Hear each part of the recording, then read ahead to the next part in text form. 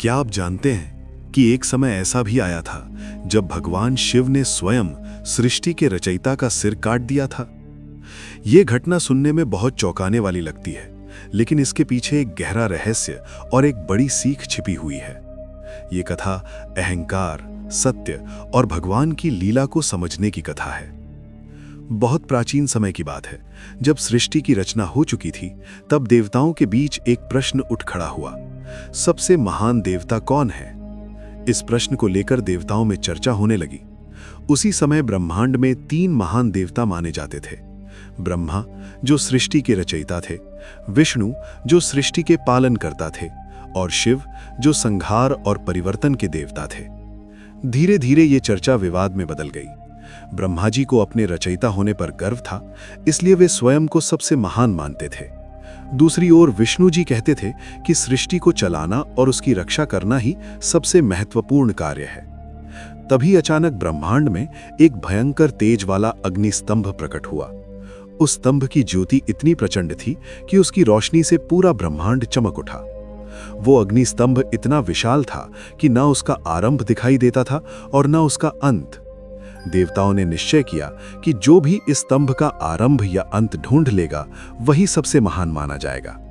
तब विष्णु ने वराह यानी सुअर का रूप धारण किया और उस अग्निस्तंभ की जड़ तक पहुंचने के लिए नीचे की ओर गहराई में जाने लगे। वहीं ब्रह्मा ने हंस का रूप धारण किया और ऊपर आकाश की ओर उड़ने लगे ताकि उस स्तंभ की शुरुआत तक पहुंच सके। दोनों देवता हजारों वर्षों तक खोज करते रहे।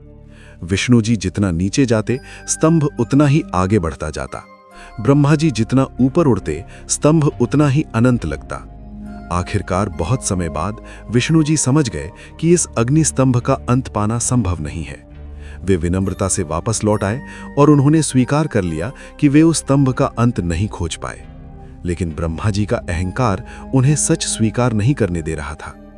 ऊपर उड़ते समय उन्हें एक केतकी का फूल दिखाई दिया जो उस अग्नि स्तंभ से नीचे गिर रहा था।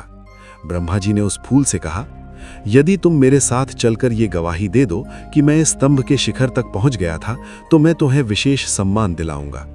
केतकी फूल ब्रह्मा जी की बात मान गया। जब दोनों देवता वापस आए, तब विष्णु जी ने विनम्रता से कहा, मैं इस अग्नि स्तंभ का अंत नहीं खोज पाया। लेकिन ब्रह्मा जी ने झूठ बोल दिया कि वे उसके शिखर तक पहुंच गए थे और केतकी फूल को गवाह बना दिया।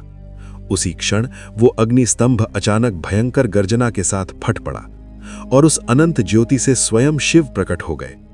देवताओं को तब समझ आया कि वो अग्नि स्तंभ वास्तव में भगवान शिव का अनंत स्वरूप था, जिसे ज्योतिर्लिंग कहा जाता है। भगवान शिव सब कुछ जान चुके थे। उन्होंने विष्णु की ओर देखकर कहा, तुमने सत्य स्वीकार किया है, इसलिए संसार में तुम्हारी पूजा होगी। फिर उन्होंने क्रोधित होकर ब्रह्मा की ओर देखकर कहा, अहंकार और झूठ के कारण तुमने सत्य को छिपाने की कोशिश की है। भगवान शिव का क्रोध इतना प्रचंड था कि उन्होंने अपने उग्र रूप काल भैरव को प्रकट किया। काल भैरव ने क्षण भर में अपनी तलवार उठाई और ब्रह्मा जी का 5वां सिर काट दिया। कहा जाता है कि ब्रह्मा जी के पहले 5 सिर थे, लेकिन उसी घटना के बाद उनके केवल 4 सिर रह गए। इतना ही नहीं, भगवान शिव ने केतकी फूल को भी श्राप दिया कि भविष्य में शिव पूजा में केतकी का फूल कभी स्वीकार नहीं किया जाएगा। लेकिन ब्रह्मा जी का सिर काटने के कारण भगवान शिव को ब्रह्म हत्या का दोष लग गया। उस दोष से मुक्त होने के लिए भगवान शिव को भिक्षुक का रूप धारण करके पूरे संसार में भटकना पड़ा। कहते हैं कि जब भगवान शिव काशी पहुंचे, तब जाकर उन्हें इस दोष से मुक्ति मिली। इस घटना के बाद देवताओं और ऋषियों को यह समझ आ गया कि अहंकार चाहे किसी में भी हो, उसका अंत निश्चित है। और यही कारण है कि आज भी ब्रह्मा जी की पूजा बहुत कम स्थानों पर होती है।